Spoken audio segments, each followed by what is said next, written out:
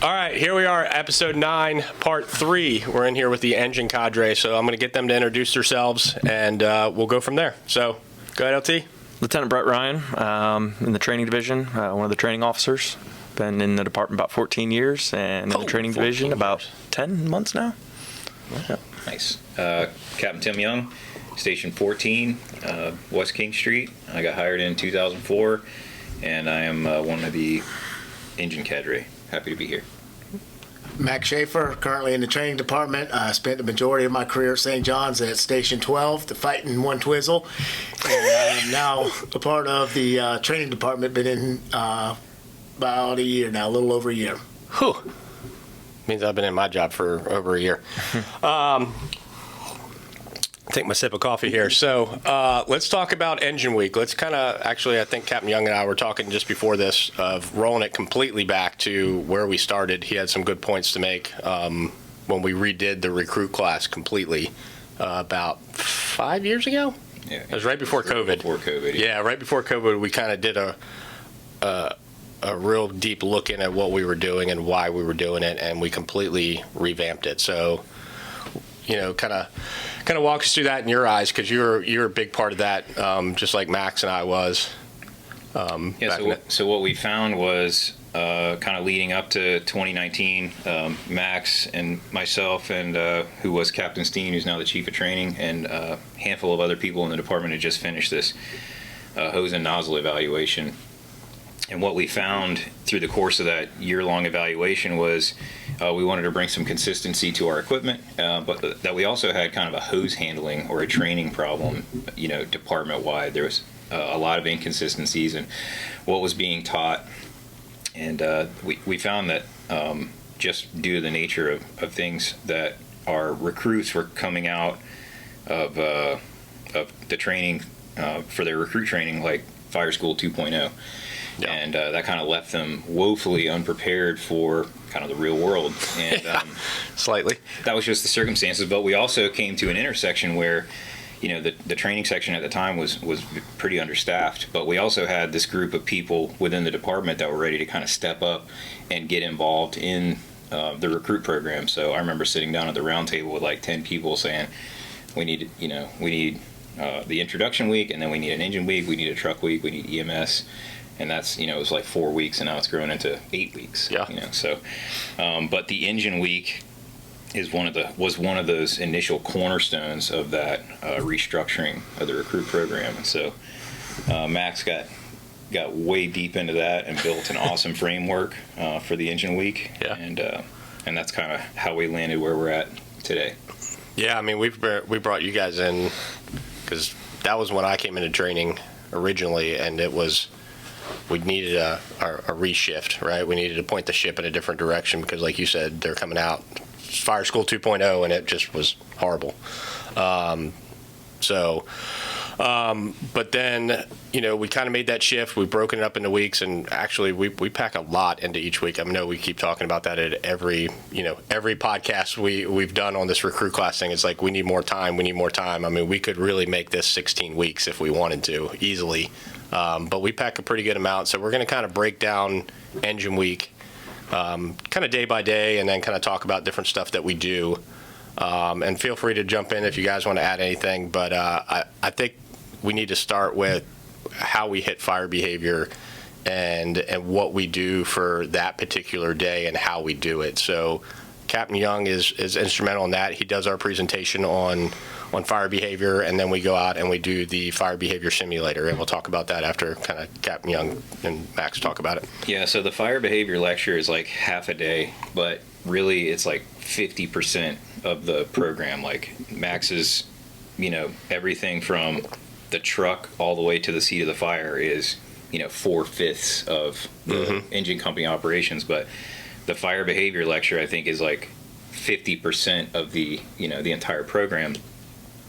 Because it also applies to everything else that the recruits are going to encounter. And this comes out of the UL and the FSRI their tactical recommendations and their training programs that they started doing full-scale residential experiments in 2017. And it's so important because we can train them for everything that's going to be the same every time. It's like we can train them to come off the rig. The hose is going to be packed the same place. Their seat's going to be the same. The stretch is pretty much going to be the same. Everything right up until they get into the fire building is almost going to be predictable.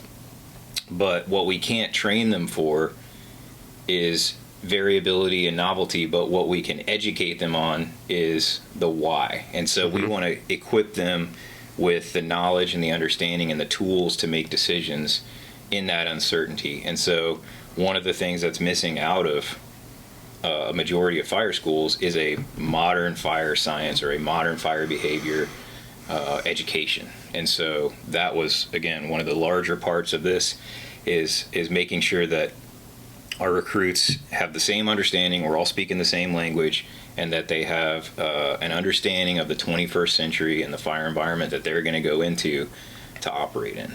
Yeah, and I think that's huge, because it's not just that we started in engine week because you're going to use it in truck week when we're doing live fire training in truck week, and you're going to use it for the rest of your career. So we get that baseline. It's that crawl, walk, run kind of concept that we've already talked about. And it's an interactive module too, right? Like LT, you can ask as many questions as you want. You can, we want feedback from the students. We don't want to sit up there and lecture you. I know that's not how I teach. I know that's not how anybody here teaches. Yep.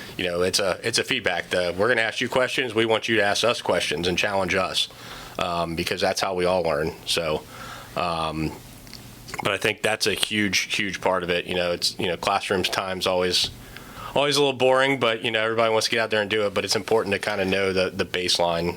I think that classroom time helps them kind of understand when they're out there doing their drills and understanding, oh, that's what they were talking about in the classroom. That's why they were explaining that to us. So when we're out here doing this stuff, there's a reason behind what we're doing. So yeah, exactly. And we stress that with when we start our lecture, and luckily our week-long class, it's only that first half of the first day is classroom. After that, it's all hands-on stuff. But we encourage right out of the gate, asking questions. If we say something and it doesn't sit right with you, or if you've heard different somewhere else, ask us about it. Don't leave with a blank spot. Ask us and give us the opportunity to explain it. And if somebody in our cadre can't explain it, then we're going to get back to you. It's like, all right, we're going to be upfront with you. We don't know, but we're going to find this out. We definitely encourage, when I say challenging us, it's like, it's challenge. I mean, if we say something and you feel like there's something better out there, challenge us with it, and we'll have a good discussion. Sooner or later, it's like, this is St. Johns County way, and we've come to a consensus that this is best for the people we serve and the areas we serve within the county. Right. Right. And we've had some good challenge questions. Obviously, people come from other departments that have done stuff a little bit different than we've done. We've had those challenges. We've had people that are fresh out of fire school asking us why, and why did that happen and why did this happen? And I think that's huge for us. I think, as instructors, I like to be challenged. If I don't know the answer, I'm going to go get it for you. We can't all know everything. So it's nice to be challenged from our side too. And I think that just opens dialogue. Once we have that open relationship that we can communicate with each other and ask questions, and you're not in this, like, oh, the instructor said so because they said so. Like, we are having a relationship building. We want to build trust. We want the students to trust that they can ask us a question, and we're not going to belittle them, or we might bust their chops a little bit. Yeah, I mean, that's just fire service stuff. We're going to bust people's chops, but we're not going to belittle somebody. And it's like, ask a question, and it's funny because they're very timid in the beginning. They're hesitant to ask a question, and somebody might venture it out there and throw something out. Yeah. And I think it doesn't take long for them to realize that we're here to try to build thinking, excellent firefighters. And that comes with, understanding the why.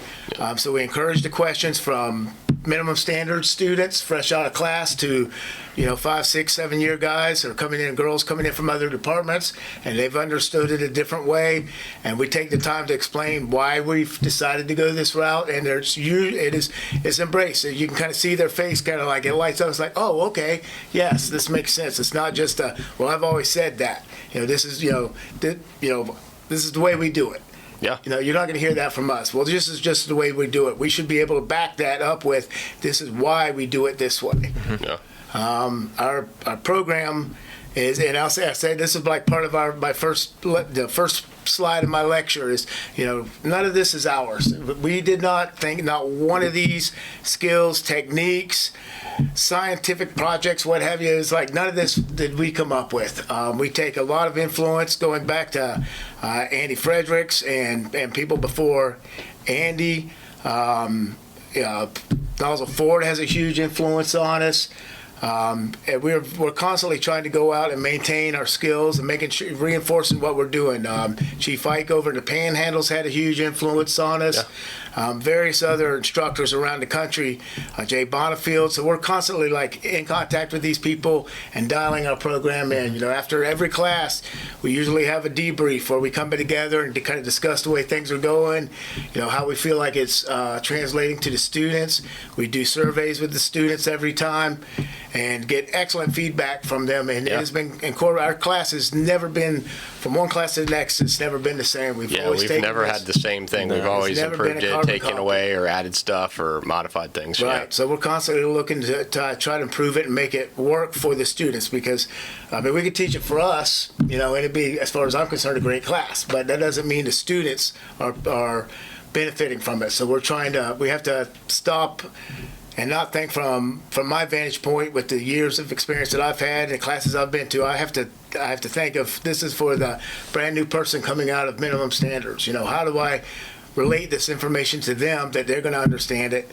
And they may not understand it that first lecture. It's like we kind of feel like we're prepping the ground. It's like we're going to give them this information. We're not going to give them a test at the end of the day and challenge their knowledge on it. It might take a couple weeks later. It might be later the week of the class where we're doing something. They come back to that lecture like, oh, that's what he was talking about. And they make that connection. Right. It might be, with me, with conversations I have with Captain Young, it's like usually about a year later after he tells me something, I finally figured out, I'm like, that's what he was talking about. Son of a There's gun. a little bit of a delay. So we try to explain it, don't get overwhelmed with the information we're giving you, because it might be years from now that connection that you make it, and you're like, bam, that's what they're talking about. So we're interested in making educated firefighters that can make decisions on the data that they're being given by the fire. The fire dictates, the conditions in the fire should be dictating what we need to be doing. If we're walking, if we're crawling, if we're flowing water, if we're not flowing water,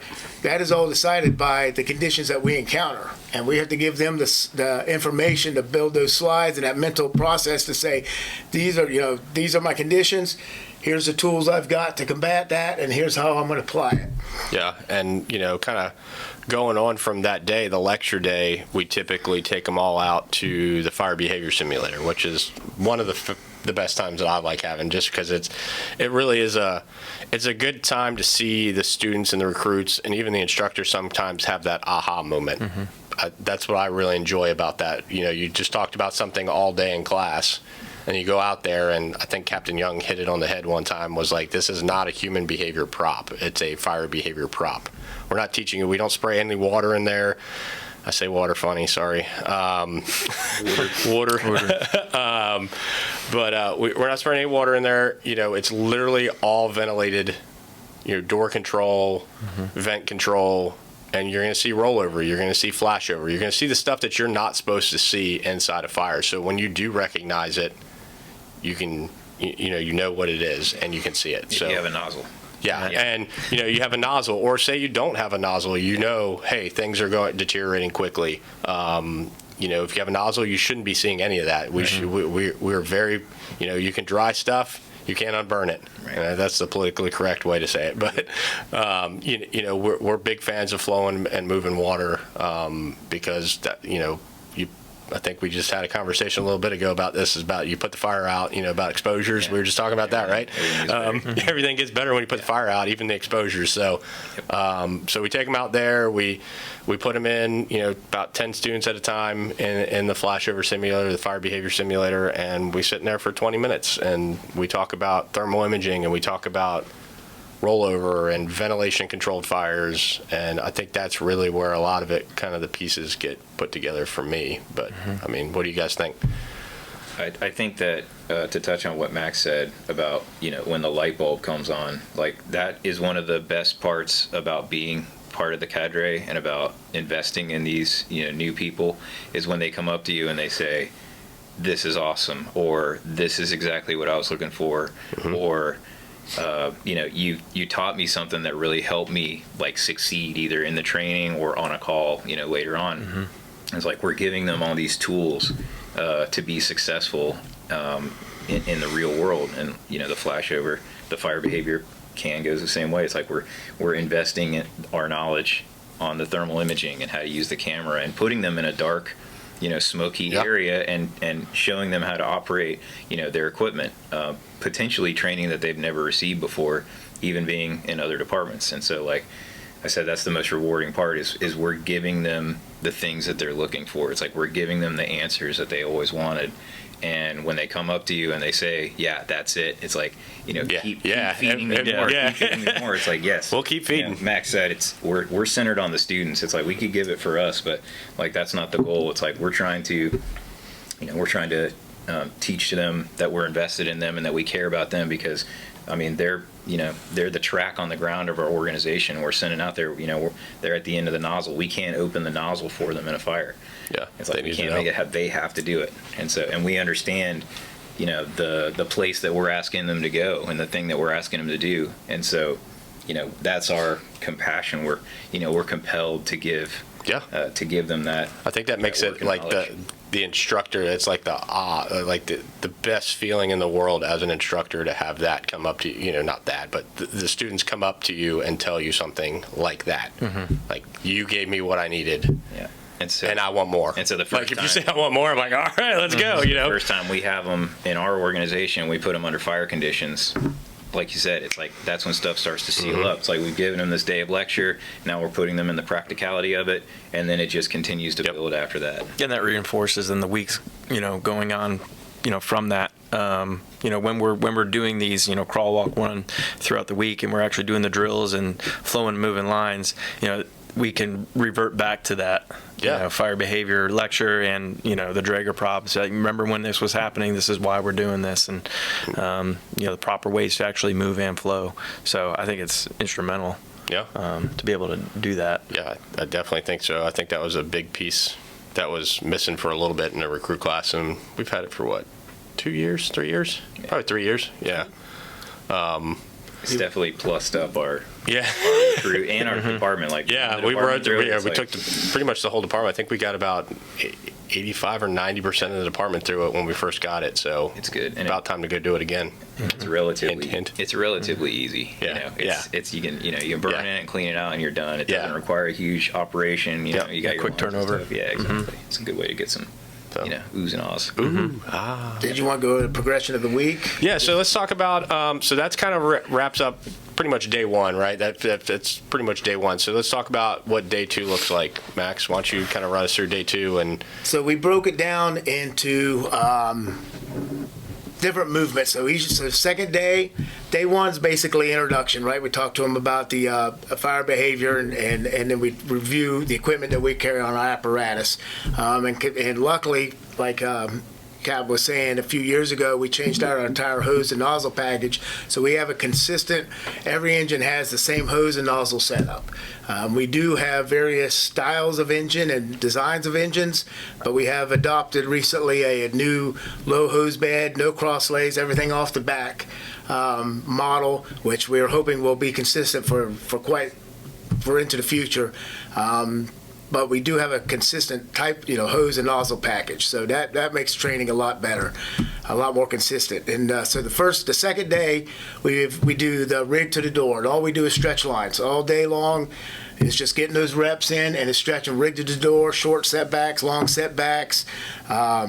We run with the Minuteman. We do the Minuteman. We do the 2.5. So it's all day stretching lines. Yeah, it's like, I think, I don't even know how many feet we stretched that one time. I think we calculated, I can't remember what the number, it was something obscene, just like the amount of water you guys flow throughout the week. It was like, yeah, it's close to, I think it's close to a mile of stretching. Just stretching. Yeah, the Yeah, first just day we stretching. don't even flow Yeah. water. The hose doesn't even get wet the first day. It is just stretching, 8 hours of stretching. And it might seem like drudgery. They're young, they're enthusiastic, they just love being outside and doing it. But it's, Max will tell you, it's like the fire goes as the first line goes, and it's like the stretch, getting that line in position cleanly and quickly is like, a big part of the engine operation. It's like, if you can't stretch, then we can't get water out of the hose. And then what are we doing? So, like I said, it might seem like a monotony and like just pulling and packing. But by the end of the day, they've got it. No matter where they came from, no matter what they're used to, it's like they know what's coming off our trucks. Yep. Which then sets the, we talk about that crawl, walk, run thing, that sets us up for the next day when we're flowing water. And then when we're actually doing live fire stretches, like it all just builds. So we're not reteaching somebody how to go, okay, come back over here and load the Minuteman. I mean, they get it the second day. Yep. 100%. And discussing with them when to make the call the audibles. It's like, all right, these are the obstructions we're seeing. This is a setup on the house. This is a reason we may deviate from this to that, from this type of stretch to that type of stretch. Because they're the ones going to be doing it. Day one, they're off pulling off the rig. The officer's not going to be walking them by the hand up to the front door. Yeah. Officer's It's go time. his responsibility. They're doing Shouldn't be anyway. well, it shouldn't be. Otherwise, what are we doing? So, that is literally, and that's one thing I kind of stress with them. I'm like, on the fire scene, your signature is on the stretch. Like, they're, when people see a fire and they start hearing that it went poorly or they're seeing pictures, it's like they go to telestaff, they look on who's the rig, they look who's on the firefighter spot. Yeah. And it's literally like, that is your signature on the fire scene. Signature on the fire scene. And you talk about it in class, Max, like the size up is everybody on the truck. Your backseat guy should be sizing up that yard, should be sizing 100%. up that stretch, making that decision as they're pulling up. Right? As they're pulling up, they're looking out the windows, what kind of smoke they've got going on, what kind of, we've got everything in the county from giant oceanfront mansions to not mansions with various appliances in the front yard. Single wide. So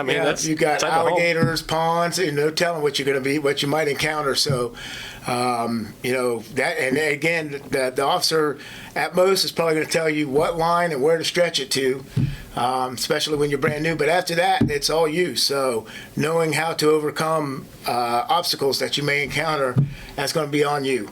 So that's day one, literally stretching and loading. Yeah. Day two, we go into flowing, and it's door to the seat of fire. That's all we do that day. We don't do any stretches on day two. It's literally, we go over the different moves.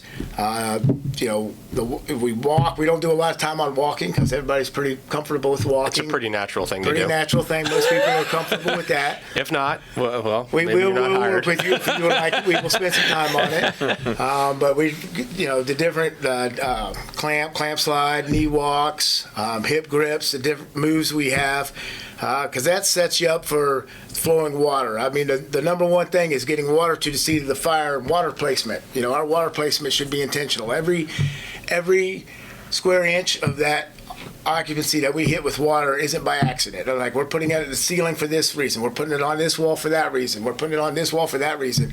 And that is enabled by good, clean skills with various positions we use, the knee walks and such. So we spend an entire day on that. That's all we're doing is from the door to the seat of the fire, moving it through the structures. Yeah.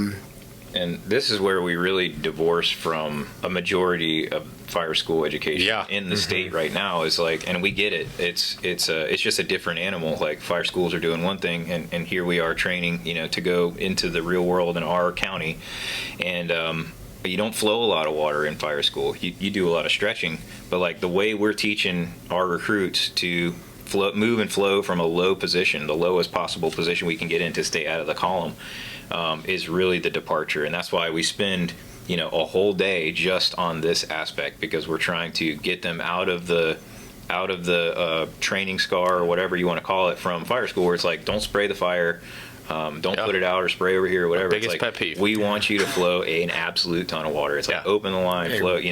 There is no limit. It's like if you want more reps after your turn, get on there and go. It's like we got tons of water. Let's do it. And so that's another critical piece for our week is teaching them that it's okay. It's like we want you to wet every surface fully. We want you to fully extinguish our fires fully. We want you in the fire room all the way. Yep. Yeah, and we'll talk about that here in a little bit when we get to fire day, because I think that's the biggest difference I see everywhere is, and we'll talk about it. I don't want to. All right. I don't want to break the secret quite yet. In the words of Chief Ike, punch it in the throat. We're going in there and we're not there to be friends with it. It's like overwhelming. We're going with overwhelming force, and it's easier for us to maybe have the newer firefighter flow more water than is necessary. It's easier to kind of gate that back with experience and an officer. Hey, that was food on the stove. We really didn't need to flow water from the front door. Great it's like execution. Maybe improve the judgment a little bit. We can bring it down a little bit, but it's a lot harder, and the consequences are a lot worse if they're stingy with the water and they should be flowing and they're not. So that's kind of our attitude as far as training. We're going to train them to flow more than is necessary, and with experience and guidance from an officer, maybe dial that in. You got a trash can on fire in the bathroom. You don't need to. We don't need to flow from the front door. But there is a kind of a bravado or a machismo. It's like you want to be hot, or you want to see how much heat you can take or whatever. It's like we're trying to teach them, like, if you're feeling heat through your gear, if you got the nozzle, like, you should be opening the nozzle. Like if we're in there searching for victims and we can feel the heat, like, they're definitely feeling the heat. We're not doing them any favors. And as a team sport, the truck company, may want some relief too. They're in there doing the search. It's like we're not doing them any favors either. It's like the truck wants to be super aggressive in their search, but you got to have a good nozzle person. It's like that's why this is a team sport at the highest level. This person that we're putting on the nozzle is going to make or break the entire operation. Correct. Yeah, I mean, that's a good point. Like, we definitely hit home the whole recruit class about, you're there for grandma who's laying on the floor completely naked. Right. If you're feeling heat, you shouldn't be. It's and that was one of the things we stressed a lot more with this last class. I think sometimes we get separated from thinking of us as being rescue because we're flowing water. We're not usually putting hands on victims, even though like 26% of victims are found by the first hand on the line, something like that. Some number, like numbers. But we are literally, we need to think of ourselves as rescue. Like, everything we're doing is making things better for the victims that are on the floor, as opposed to just, fighting inanimate object, this fire. It's like we're there for the people, and every action we do is going to impact. And there's all, as far as we're concerned as a department, there are victims until we have searched that structure and deemed there are none. So we go in that front door thinking every room has a victim on it. Yeah. There's a victim on the floor of every single room that we go through. So we're, applying water with that as being our intentions, making it better for the victims. And I think that's been a pretty big cultural shift for us. Not cultural shift for a lot of us, but we really truly, that is in our SOPs. Every building is occupied until we say it's not. We don't care if there's 20 notes in dispatch that says everyone's sitting in the front yard or everybody's out. We don't care. We go in and we search, and that's what we do. Everything's occupied until we've searched the building, primary and secondary. And we're making survivable space. Every foot we move into the building, we are creating survivable space. I look back at the pictures, see all the old guys, you see a lot from New York because there's a lot of pictures, but, their bunker gear was not thermal. It was literally raincoats. Yeah, like rubber and they were literally raincoats, and they didn't have SCBA, so they were low. They were tucked in behind the nozzle. They created this little space around them, and if they're creating that space, then the space behind them is going to be a lot better. They're bringing that cool air in with them, with fresh oxygen, and that's our goal. With firefighting, another thing we stress with them, and it's funny because we always ask them, is your bunker gear, should you consider your bunker gear a primary or secondary means of thermal protection? And we stress that it is a secondary means of thermal protection. We're bringing water in. We got 160 gallons a minute at our fingertips, and we need to flow that and keep that is our primary thermal protection. If that fails, that's when our bunker gear comes online. Yep. Period. Period. Smack. Comma. Amen. Ampersand. All right. And perfect. So that's moving on. That's Yeah. Wednesday. That's our door to the seat of fire. Thursday, we call it full movement. And this is where we have made a change recently, kind of assessing our class and what we're seeing. Our end result is the Friday with live fire, and we're seeing where our crews were struggling with some of the movements and getting to the seat of the fire. It's like they knew technically what to do, but they were just kind of struggling. They didn't have a put it together applying moment. it. So we went back to we kind of sat, we all got together and talked it out, and we felt like our Thursday was where it was breaking down. Our Thursdays historically were in the same burn connex, and we were smoking it out, and we were kind of stressing them and push, go, go, go. And we didn't give them time to take day 2 and day 3 and kind of marry them together. So we took the smoke out of Thursdays and slowed it down a little bit and allowed them to take those, to kind of marry up the skills from the last couple of days.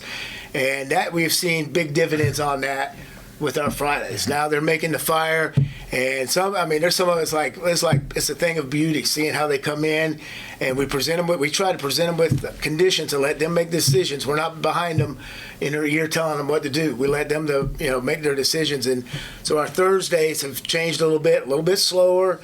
But I don't know what's like 50% speed, or slowed down a little bit and walk them through it. So, and we also demo. We try to demo, like whenever we're doing a skill, we demo it first. If we're stretching a line, we pull the line and show them, what we're expecting. When we're moving lines, we're down there doing whatever the move is and demonstrating it for them, so they can get this little visual before they apply it. And we do the same thing on Thursday, where we stretch the line, call for water, go in the door, and make our moves to the fire room. Like everybody else who's in charge of a week of training, it's like initially we were like, we need an extra day. We need an extra day. We need more time. But they're like, no, we're already jammed up as it is. So, that's like Max said, we really looked at Thursday. And it's like, I think the SCBA guys were talking about, stress inoculation. It's like how, maybe we weren't as responsible with the step up in the stress as we could have been. So we're like, okay, so like maybe we can tweak Thursday a little bit. And it's like, it's not perfect, but we slowed them down. We changed the environment a little bit for more learning and more reflection on their part, and gave us a little more of an opportunity to again seal the steps up. Yeah. And like you said, it pays dividends on the Friday. There's an area there in that Thursday too, where some of them are actually doing the moving and flowing, but we are kind of reincorporating some of the skills that they learned on that Tuesday and Wednesday in different different areas out where we're doing it. So there's different stations, so they get them reps, just a little bit few more reps with that. You'll get plenty of reps. There's definitely not any kind of. Yeah, there's plenty of reps. If you don't get enough reps, that's your fault. We have the station set up, and you guys did a good job with that, and the cadre that's very involved, and everybody out there. So there's definitely a lot of room for people to learn out there for it. So. Yeah, ideally, we talked about it, like if we could wave a magic wand and get an extra day, it's like maybe have that. The first day, kind of 50% speed, just we black out their masks, but we don't smoke the building out or anything like that. Yeah. Just have the next day being smoked out, and then the live fire.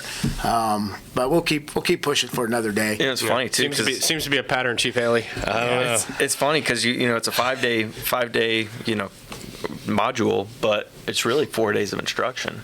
Yeah. That last day is them putting together, letting them pretty go. Much, yeah. Letting them do it. So, maybe we should get an extra day then. Yeah. I think we just justified it. Yeah. All right. Our class is now going to be 10 weeks. Friday is our live fire day.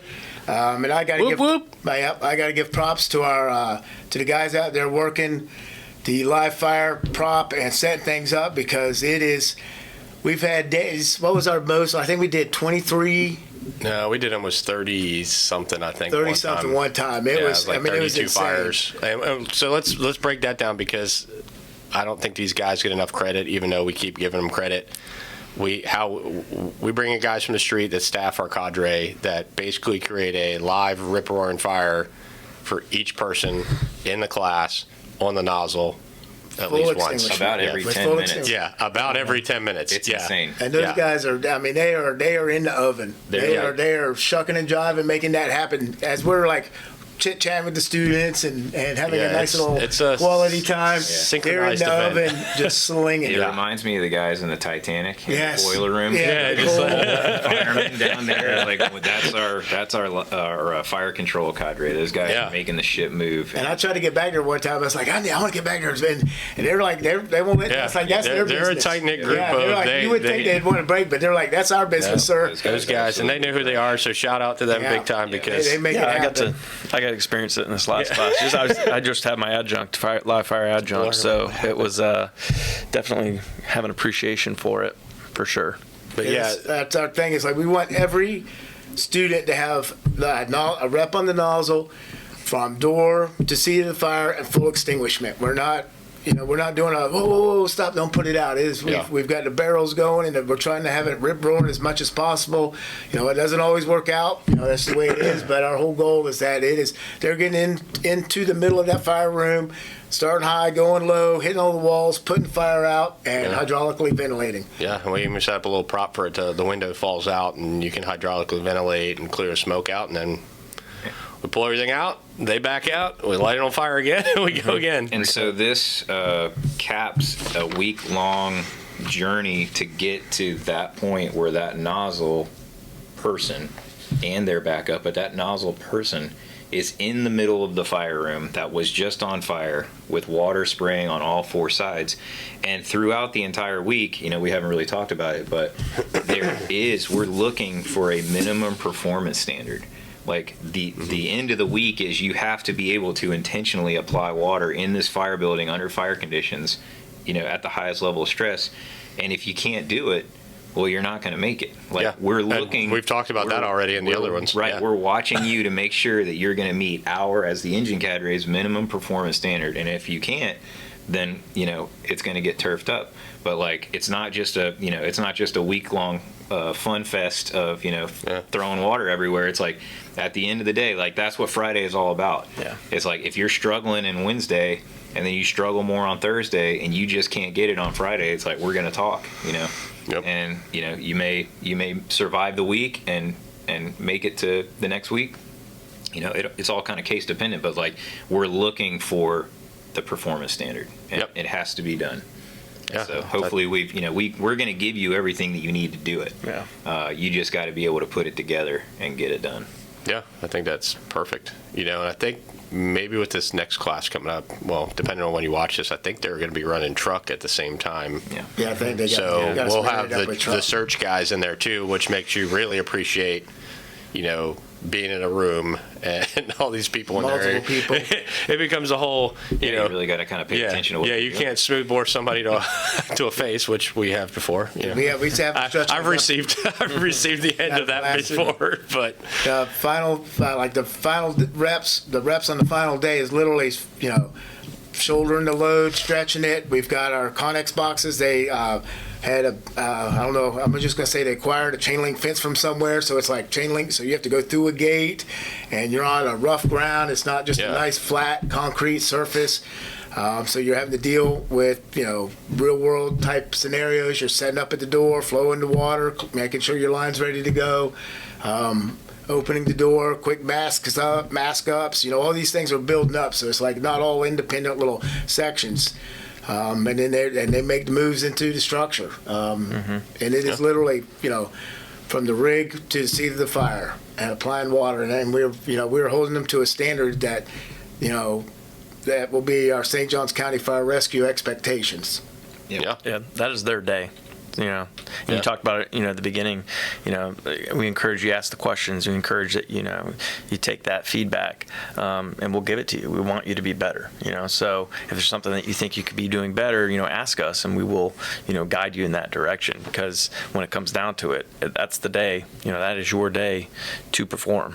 Yeah. So, and like we mentioned in the other ones is there's, especially with the live fire days, is there's so many more people out there that are watching you. And I don't mean that as like an intimidation, like we're standing over you, but it adds a level of. they're looking at to see your performance and how you're performing. And I think that's important for people to know because, I mean, from day one, everybody's like, yep, I want that guy. Yep, I want that guy at my station. So, if you want to go to 14, the busiest house in the county is running 20, 30 calls a day, just the engine, probably. We're doing about 20. 15 to 20. Yeah, 15 to 20 a day, and seeing pretty good fire load. I mean, they're pretty much everywhere. You got to prove to all of the cadres, to me, that you're willing to be up for the task. I think, you get put at some of those stations, it means a big deal. Like these guys really, really are paying attention and marking who they want.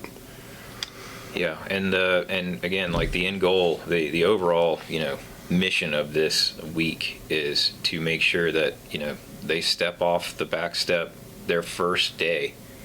They could, they don't get to pick what their first fire is going to be. No. It could be the food on the stove, or it could be, the somebody trapped occupied worker, right, with people trapped, and they might be in a bad way, but hopefully we're going to give them the knowledge and the skill to be able to perform, when that time is called, no matter what. It's like, that's what I think of is like, I want them on their first day to be able to feel good about going to that fire, no matter what, because that's what the citizens, that's what the citizens expect.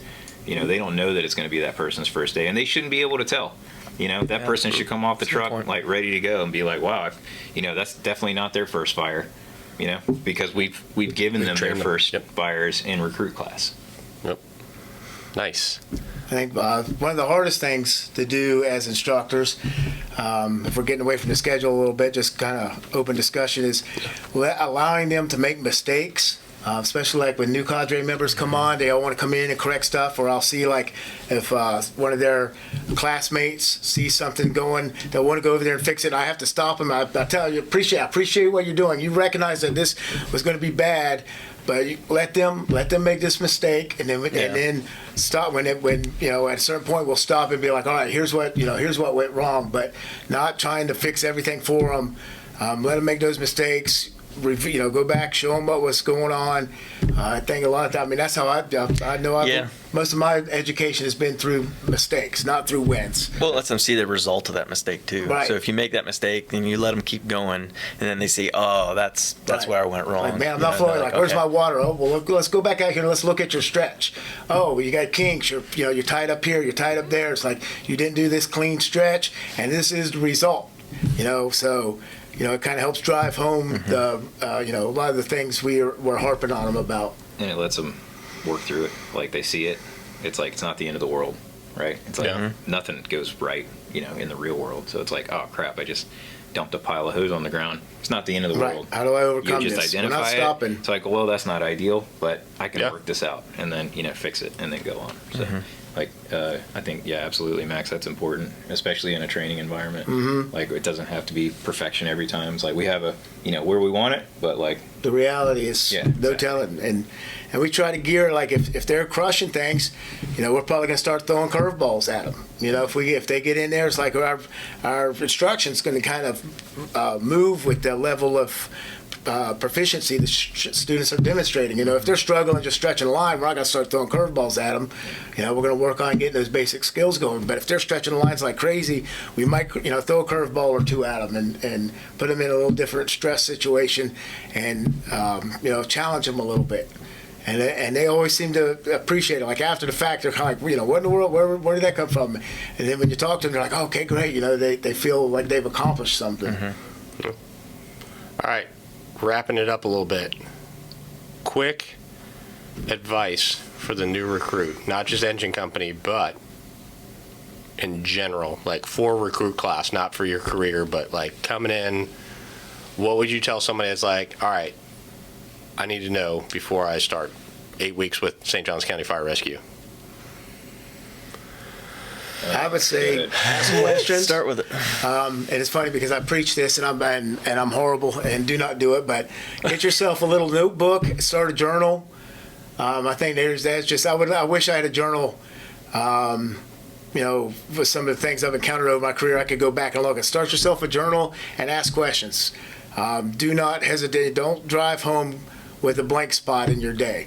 If something happened and it didn't quite add up for you, raise your hand, ask the question. All right. For recruit class, I would just say a general thing. Like if you want to come to work in St. Johns County, it's like you're not just joining the organization, but you're joining, the objective to serve the public, like in the fire department in general. It's like you've gone to fire school, I think your intentions are in the right place, but like just don't forget that. It's like we're here to take care of everybody else's problems, no matter what it is. Yeah. And so if you come to recruit class and put that on your frame of mind, it's like I'm here to solve problems. I'm here to learn. I'm here to solve problems every day, and that's it. Yeah. And we want to see the initiative. I mean, we want to see the motivation, coming in, ready to work, ready to learn. It's a demanding 8 weeks, so get your personal life in order and everything with your family, because we're going to ask a lot out of the recruit class. And the instructors themselves and the cadres themselves, they do a lot for us, too. So it's a lot on everybody. So mentally prepare. All right. Yeah. I think that's all good stuff. So that pretty much wraps up episode 9, part 3. So not sure who we're going to have in next, but probably truck company, and we got truck squad and EMS left. So we'll catch up with you later. Beautiful. Thanks, Chris. Thanks, Chris. Thanks, Chris.